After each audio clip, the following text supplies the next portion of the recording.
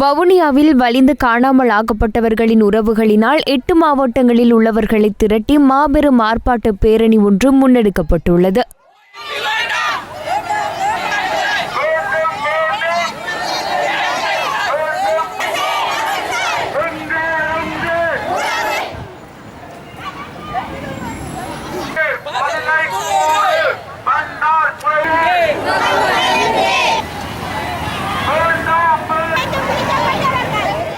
குறித்த ஆர்ப்பாட்ட பேரணி இன்று காலை 10 மணிக்கு வவுனியா பழைய பேருந்து நிலையத்திற்கு முன்பாக ஆரம்பிக்கப்பட்டுள்ளதாக எமது பிராந்திய செய்தியாளர் தெரிவித்தார்.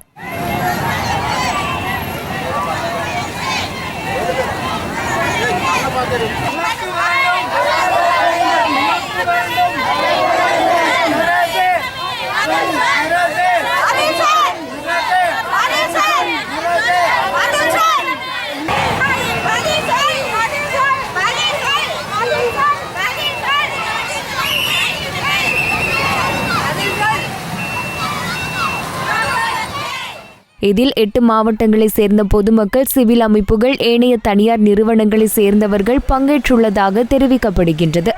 வலிந்து காணாமல் ஆக்கப்பட்டவர்கள் விவகாரத்தில் இலங்கை அரசாங்கம் மட்டுமின்றி சர்வதேசத்தினாலும் எந்தவொரு தீர்வும் வழங்கப்படாமல் இழுத்தடிப்பு மேற்கொள்ளும் விவகாரத்துக்கு எதிராகவே தற்போது இந்த ஆர்ப்பாட்ட பேரணி முன்னெடுக்கப்பட்டுள்ளது.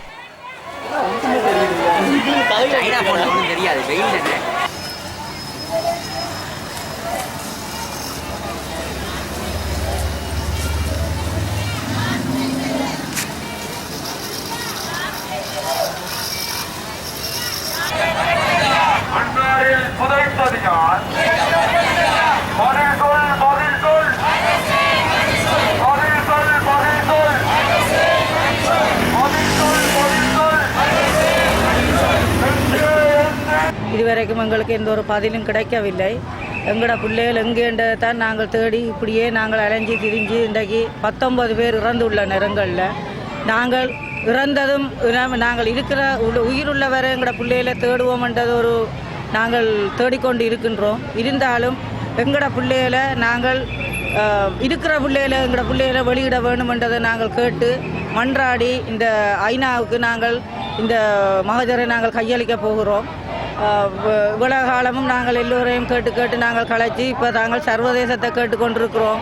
சர்வதேசம் இதுக்கு முறையான அழுத்தத்தை கொடுத்து எங்களோட பிள்ளைகளுக்குரிய சரியான ஒரு பதிலை தர வேண்டும் என்று நான் இந்த இடத்துல கேட்டுக்கொள்கிறேன். இந்த வலிந்து காணாமல் ஆக்கப்பட்டோர் ஏறத்தாழ 40,000க்கும் மேற்பட்டவர்களாக இருந்தும் அரசால் நியமிக்கப்பட்ட பரணகமுக ஆணைக்குழுவின் பதிவேட்டின்படி 19,947க்கும் மேற்பட்டவர்கள் காணாமல் ஆக்கப்பட்டிருக்கின்றார்கள் என்பதை அரசு உறுதியாக ஏற்றுக்கொள்கின்றது. அப்படி அரசு ஏற்றுக்கொண்டிருந்த போதிலும் இன்று வரைக்கும் இந்த யுத்தம் ஓய்ந்து 10 ஆண்டுகள் பூர்த்தியாகின்ற இன்று வரைக்கும் எந்த விதமான ஆக்கப்பூர்வமான நடவடிக்கையும் இந்த காணாமல் ஆக்கப்பட்ட குடும்பங்களின் பிரதிநிதிகளுக்கு வழங்கப்படவில்லை. இந்த பிள்ளைகளை, கணவன்மாரை, சகோதரிமாரை, மனைவிமாரை, கணவன்மாரை தேடி அலைந்து ஏறத்தாழ 15க்கும் மேற்பட்ட தாய்மார் மனத்தில் ஏற்பட்ட தாக்கத்தின் காரணத்தினாலே உயிரை இழந்திருக்கின்றார்கள். ஆகவே இலங்கை அரசு எம்மை பொறுத்தளவில் எந்த வகையிலும் இந்த வலிந்து காணாமலாக்கப்பட்ட நமது குடும்பங்களுக்கான தீர்வை எந்த தரப்போறது இல்லை.